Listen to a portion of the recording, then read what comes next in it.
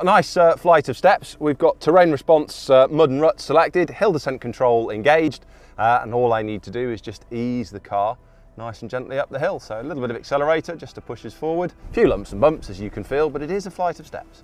So terrain response is a fantastic system. Things like throttle response, the way in which the four-wheel drive systems are working, hill descent control, traction control, all talk to, all adjusted and balanced to help us get through the terrain. So this mud and ruts program is giving me a really nice control on the throttle to allow me just to ease the car forward, and then I can use the hill descent control, take my feet away and just allow the car to come down the hill.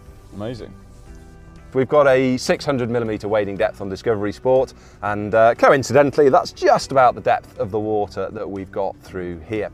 Feet away, lower the car into the water, and then just a little bit of acceleration, just generating a small bow wave, pushing the car through, keeping it moving nice and steady, helping to move some of that water out of the way. Seeing down the sides there, you can see it's about 3/4 there at the wheel.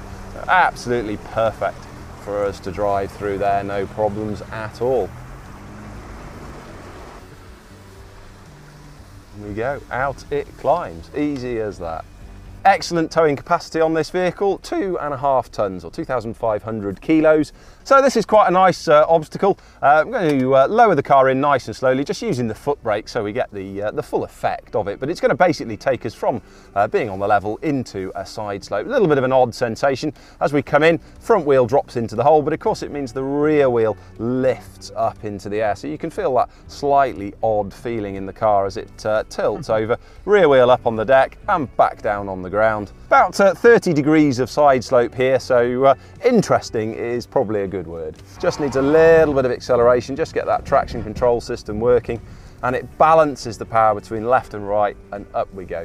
So what we've got is a set of rollers on the left-hand side. So I'm just easing the car up, first wheel coming onto those rollers, and the rollers are simply there to allow the wheels to slip. But as you can feel, with just one wheel on the rollers, not really much of a problem. The 3 remaining wheels of the car are pushing us up the hill. But once we get 2 wheels on the rollers, so we get a front and a rear, we get a little bit of slip. And as you can feel, initially the car starts to slip. We just need a tiny amount of traction control, a little bit of acceleration, and the car simply eases itself forward. No problems, no difficulties at all. Amazing. Down the other side, feet away, let the hill descent control do its job. So quite an interesting climb up here. I'm going to let the ATPC do it. So feet away, let the car climb up the hill, and you'll see it's showing us what's going on underneath. So as I steer, you can see the wheel steering on the screen there, and indeed the four-wheel drive system, as it's balancing the power between the front and rear, it just eases us up the hill. A little bit of wheel spin here, but again, system realizes that that applies a little bit of power, and it simply eases the car up the slope, no problems at all.